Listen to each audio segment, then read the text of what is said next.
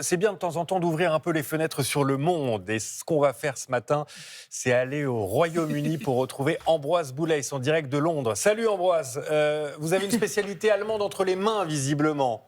Qu'est-ce que c'est que cette histoire ?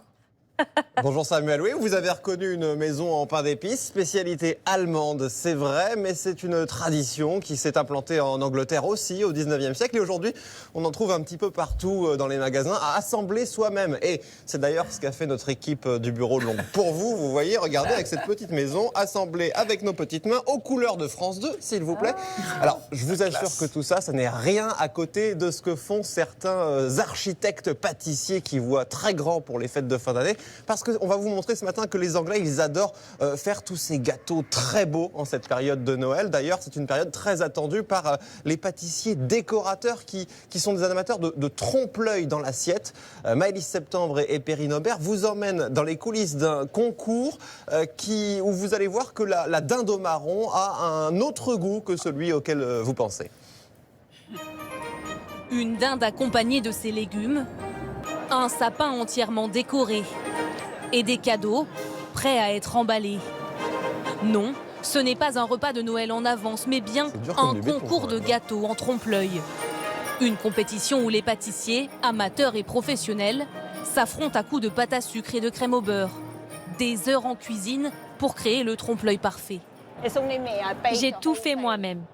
J'ai cuit des biscuits pendant une semaine entière, jour et nuit. En réalité, cela représente un mois de travail, mais j'ai réussi à tout condenser en une semaine. Des créations impressionnantes, voire vertigineuses, comme ce Grinch grandeur nature 100% comestible qui défie les lois de la physique. Il fait 1,90 m.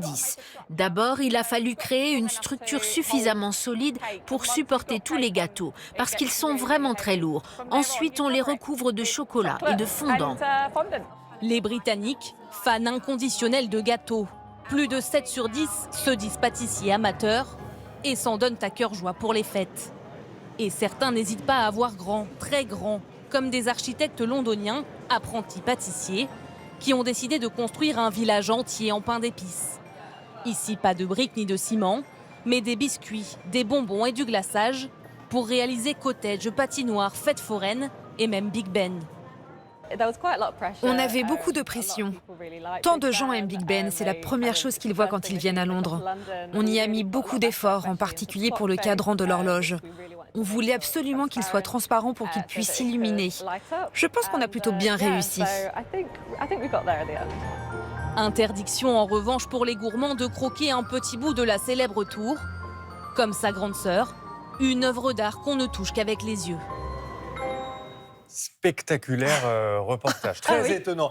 Dites-moi Ambroise, votre pâtisserie, vous allez l'exposer ou vous allez la manger ? Vous voulez pas croquer un petit bout là ?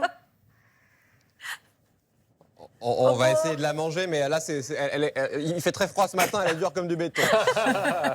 Ça, c'était les coulisses de la pâtisserie d'Ambroise Boulay et des équipes en direct de Londres ce matin. Merci Ambroise. Bon appétit Ambroise.